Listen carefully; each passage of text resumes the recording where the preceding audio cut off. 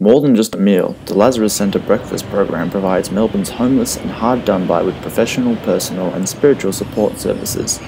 The program began running at St Peter's Eastern Hill almost 23 years ago when parishioners offered tea and something to eat to a man who had been sleeping rough on the church grounds. It continued that way for about 12 years and then just over 10 years ago, 10, 11 years ago, Anglicare came into partnership with St Peter's Eastern Hill, and that's when the Lazarus Centre was born effectively out of that partnership. And certainly the volunteers in the church who continue to this day, I think it was a big ask, and so the partnership with Anglicare was a terrific opportunity to solidify things. With Anglicare's help, the volunteers from St Peter's Eastern Hill have been able to ensure that the Lazarus Centre provides upwards of 50 people breakfast 365 days of the year, as well as other types of assistance that can improve their lives. This professional assistance has ensured the longevity and popularity of the program. We have nurses in, we've had housing workers in, and we're hoping to soon get some legal folk in as well, so that's a good way to really engage with people for that sort of stuff. Often at the start of the day is a good time to engage because we can talk to them about what we can do in the day, or who they might have to meet, or what appointments they may have, or how we can maybe help them later in the day by them coming to St Mark's and we engage in another way there with them. Sometimes it's referring people on to other agencies, so we try to connect how we can, and like I said, the breakfast actually lays a good foundation on which we can build a bit of a relationship.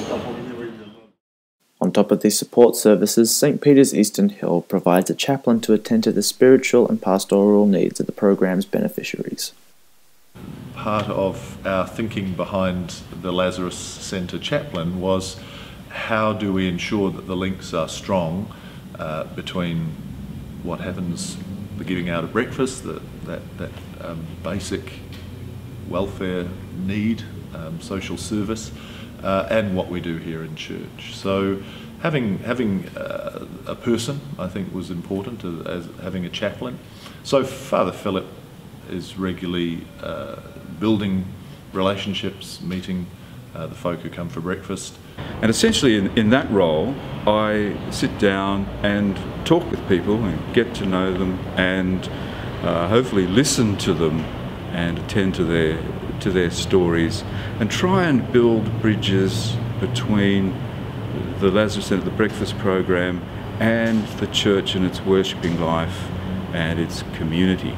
In terms of pastoral care, what I'm dealing with essentially in the first instance is the other person's agenda.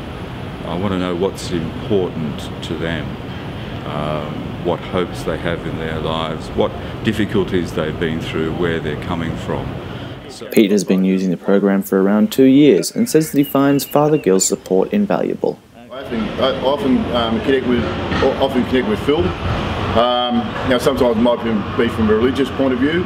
It might be just from getting some advice and getting some direction as to what the next step may be. So there's a person of wisdom, somebody you can actually come to, you can trust and confide in. It's going to actually see you for who you are, not seeing you as something different. I was talking about before about the person who, out of their Christian conviction, out of their faith, simply asked the person if they would like a cup of tea. That is essentially sort of Christian mission. That sort of thing underpins all that we do here, and we get volunteers who come here from all walks of life, religious or not religious. But it's because of our Christian faith that this ministry exists here, and that's very important to us. There are people who come from the breakfast program and who attend worship and participate in worship occasionally. I think some of the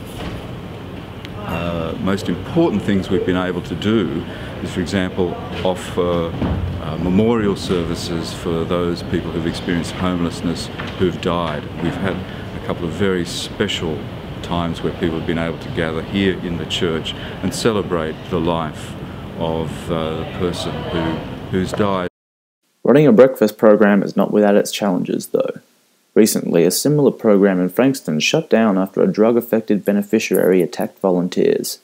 While nothing quite as drastic has happened at the Lazarus Centre, the reality is that sometimes volunteers need to respond to incidents relating to mental health or drug issues.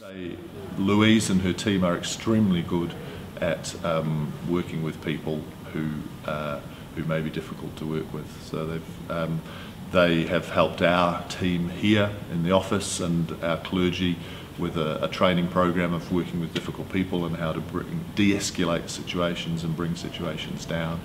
You know, we try to provide a warm, safe, welcoming environment, but sometimes some folk aren't in the right frame of mind to engage in that. So occasionally we have to sort of have a few firm words with folk, but most of the time people understand what the expectation is of behaviours here. Despite this, the Lazarus Centre Breakfast program has, if anything, only changed for the better in the last few years. In my time I've tried to introduce a few more foods that are a little healthier. We have more breakfast, cooked breakfasts, which engages some corporate volunteers as well.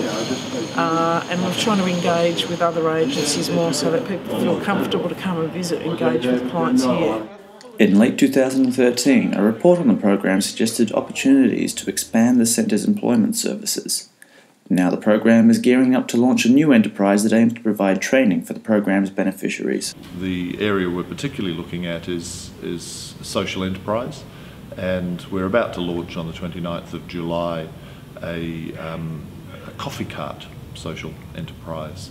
And the thinking behind that is really to provide employment pathways for probably a small group to start with of folk from the Lazarus Centre, but give them opportunities to train in the hospitality area. It's that kind of commitment to improving the lives of the homeless that has made the Lazarus Centre's breakfast program one of the most enduring in Melbourne. There is a number of meal programs around. I don't try and win one against the other, but without a doubt, this is probably the one that's probably second to none. I think we've got a good program going. It seems to it's sustained for now 22, 23 years, and I'm confident that it will go through into the future. These folk are as important as anyone. That's the message of the gospel, and so they certainly should get a good breakfast.